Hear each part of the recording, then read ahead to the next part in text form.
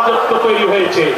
এমন একটি শান্তিপূর্ণ সমাবেশ আমাদের বাগেরহাটের কিছু ভাইরা এই সমাবেশে আসতেছিলেন, আসার পথে বিএনপির সন্ত্রাসীরা তাদেরকে হামলা করেছে, অসংখ্য লোক আহত হয়েছে, 2 জন তারা আহত হয়ে এখন হাসপাতালে চিকিৎসাধীন আছে।